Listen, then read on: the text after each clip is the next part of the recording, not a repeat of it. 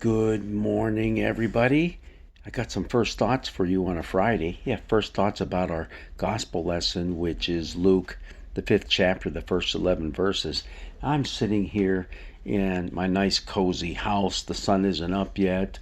I have a nice fire going in the wood stove. A couple, one, two, I got three cats laying around just snoozing, a dog in a couch snoozing. Hey, doesn't get much better than this, so maybe I'll lay back and no, better not do that. Let's go over some first thoughts about our gospel lesson.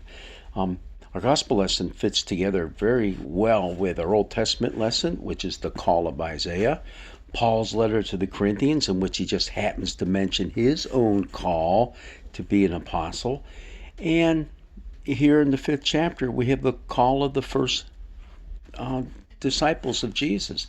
Now it's interesting. We call it their call, but it's quite different than what we see happening in the other gospels because Jesus never tells them to follow him.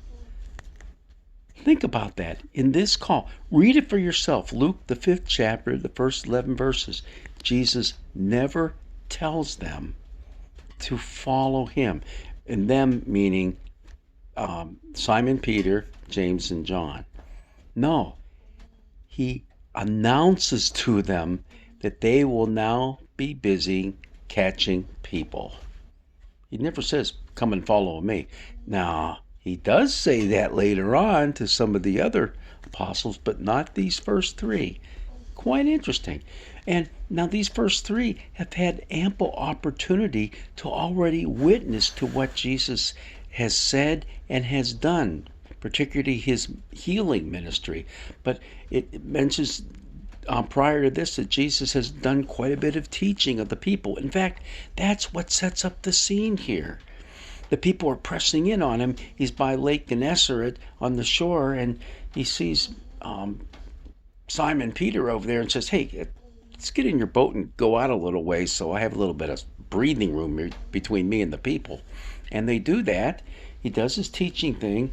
And I'm assuming all the while, Simon Peter and James and John, they're cleaning their nets because they've been out fishing all night. Evidently, it was not a good night for fishing. And Jesus says, hey, let's go out into the deep and cast out there. And you can almost imagine those fishermen looking at him and saying, hey, stay in your own lane, Jesus, as we often hear spoken now. Stay in your lane. You stick to your preaching and all that stuff. We'll do the fishing. But no, Simon listens to Jesus and says, look, it's been all night. We haven't caught a thing. But since you asked us to do it, we will do it. Interesting, isn't it? That he responds in that way. He could have just said, oh, come on, Jesus. It's no use. We've got nothing here. We got to try a different spot come tomorrow. No, he does it. But also, he casts into the deep. Into the deep. All through the Old Testament, the deep waters signify bad stuff, not very good stuff happening. That's chaos. That's evil lurking under those waters. What does it mean that they're casting their nets into the deep?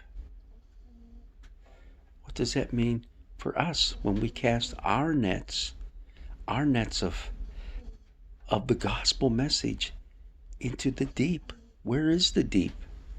Is it out there in the world in which there's not a whole lot of good stuff happening from time to time? Something to think about there anyhow.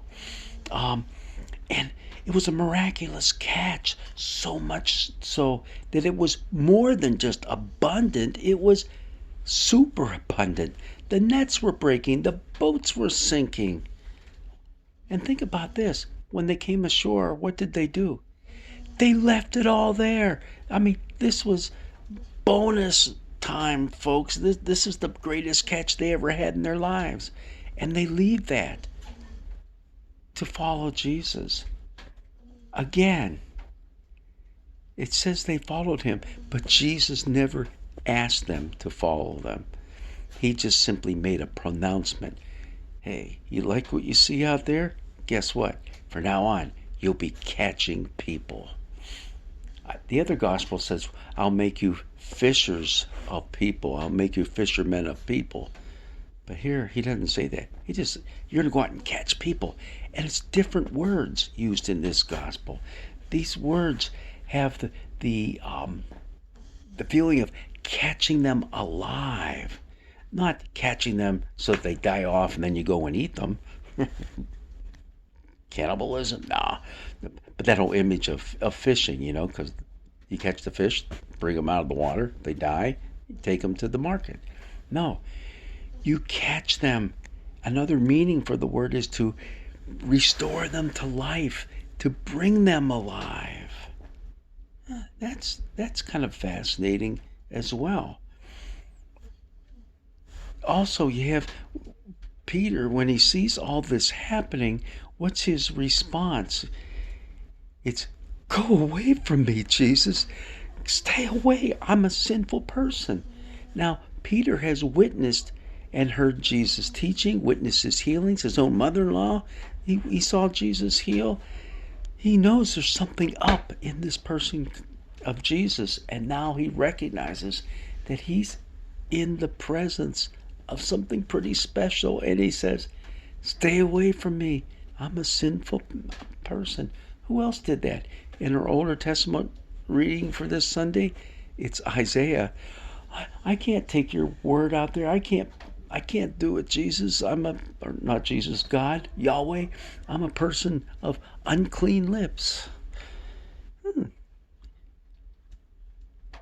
The Apostle Paul will tell us in his letter, I'm like a stillborn person. I came out too early and I died. But the story of Jesus and his resurrection, which is central to our faith, is the story of my resurrection as well. I was given life, and I was given new meaning and purpose in life to spread the good news that Jesus is alive. So, there's a lot of this unworthiness that is recognized amongst the disciples and in our other stories for this Sunday. Unworthiness that's covered by God's love and grace. So none of us can make that excuse. I can't do it. No, we can do it because God's love and grace calls us to do it. It's a beautiful story, that talks about our call as we read ourselves into this story as well.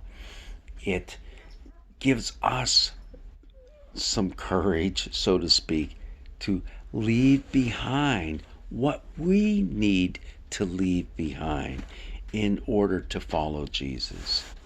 And even if we don't hear those words from Jesus, come follow me, they're being implied. And that's exactly what these first three disciples did. They dropped everything and said, we've got to go. Look for those moments in your life when you see God's grace, his abundance, so overwhelming that you can't help but say, here am I, send me. Oh, yeah, that's what Isaiah said to Yahweh, right? Is what we can say to Jesus as well. Well, stay warm in the midst of this winter storm that's passing through our way. And I'm going to stay here by the fire for just a little bit longer before I go out and feed all the animals. But God's blessings be with you on this day as we anticipate that call coming our way. See you later.